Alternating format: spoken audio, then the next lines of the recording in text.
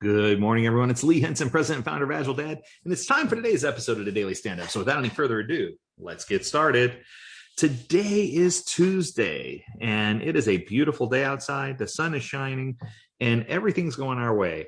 Life is good, and today I had a very cool topic I want to talk to you about. So I was recently engaged by a group of people who were asking questions.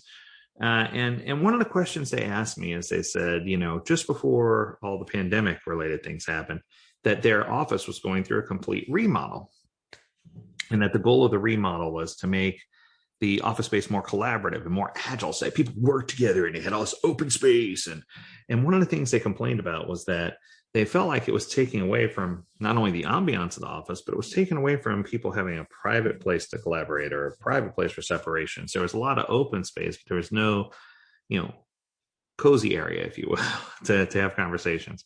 And I'm not talking about those rigid areas where you have the glass sliding door where two people could fit in a room barely with two chairs and a phone. I've seen some of those really sterile areas, and that's not what I'm talking about either. But they said that I guess the trend that they saw was that the open atmosphere was almost too open, and that the closed atmosphere was becoming Cubeville. People felt like they were walking into the movie Office Space. Yeah, not good, right?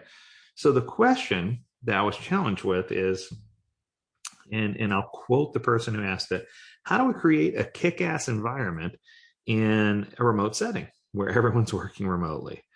And, this is a challenge because if you have people from all over the world and you have people with different cultural backgrounds, you're going to have to do some extra push-ups, if you will. You're going to have to do some extra leg lifts to get people engaged, to keep people involved, and to help people understand that you really do care about their well-being and what they're trying to do.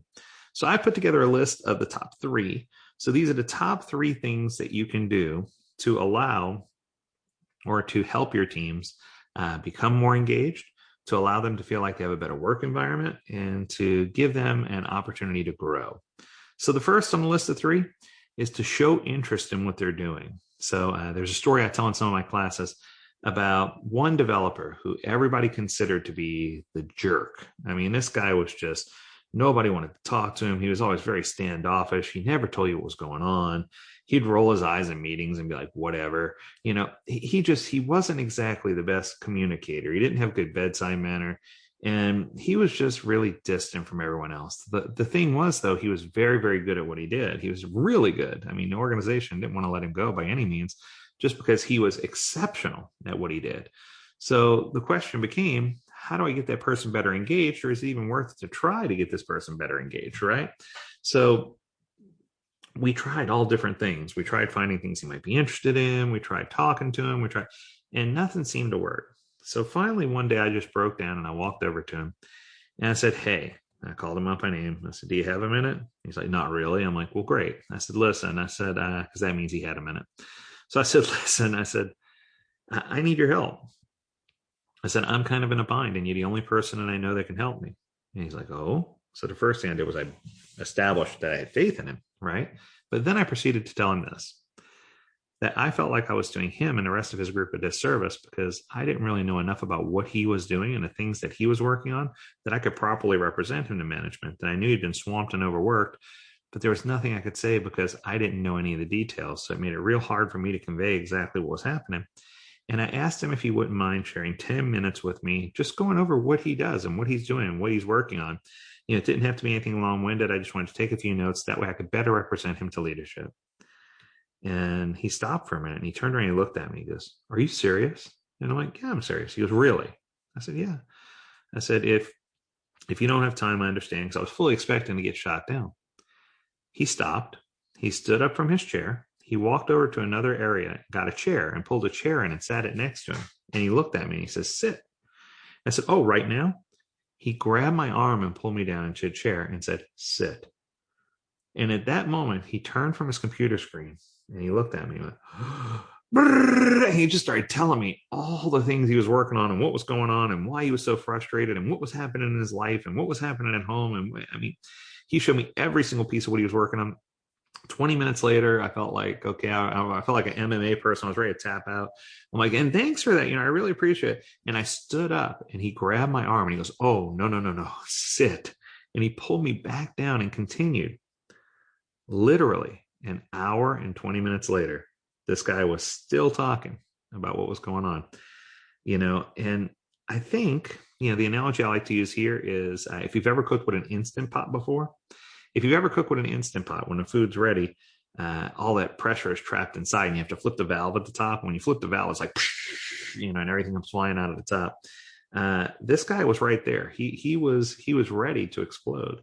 He had all this pressure built up inside because no one ever took time to do number one, show interest in what he was working on. If you just show interest in what he's doing, who he is, what he's working on, show her what you know and what you don't know, and ask meaningful questions. And don't do it just for the sake of doing it. Go in and expect to be engaged. Take notes. Let them know that you really do care about what they're working on. And that usually works really, really well, because when people know that you have a vested interest in what they're doing, then they're going to have a vested interest in their work. And it's just going to reciprocate, right? So it's going to come right back to you.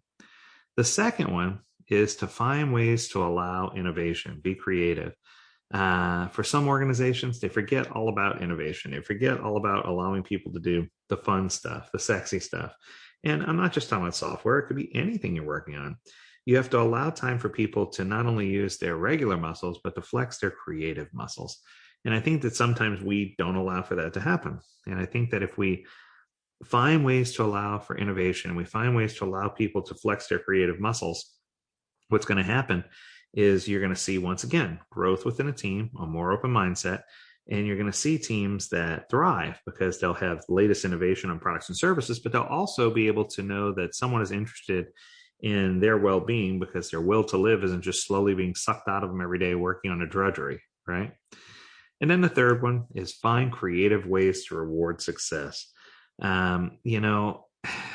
It sounds hysterical, but in the past, I've done everything from, buying the latest video game for a team, if that's what they're into, to allowing them to go work on a Habitat for Humanity house when we could do those kind of things. I found ways to creatively reward success. Buy a bag of groceries and send it to each one's house with treats. They had treats that they could use or have while they were in a meeting or something that was coming up. I've just found some really creative ways to keep people engaged, to let people know, hey, even though I'm not there physically, I'm still there. And to help them understand that a coach is there through thick and thin, and a coach isn't there just when you need him. A coach is there when you don't need him. And that's why they're a good coach, because a good coach is going to be the person that you shouldn't need unless you really need them, right? That means they're doing their job. If the coach is always there because you need them, that's an indicator to me that they're not doing their job and that they're there for the paycheck and that you're paying them. I try to be that coach that pivots on rewarding success and finding ways to do it. And I've done all kinds of funny, creative things before, with regard to showing interest and allowing innovation. I've done everything from Hawaiian shirt day. I know, how creative, huh? To funny hat day, to culture days to teach about culture, to a cooking class once a week where someone had to, especially in the pandemic, where someone had to go into their kitchen and teach everyone how to cook something and share a recipe. It's just something to get you enough outside the box that there's lots of fun things you can do. We've even had photography classes where people did that as a hobby and came in.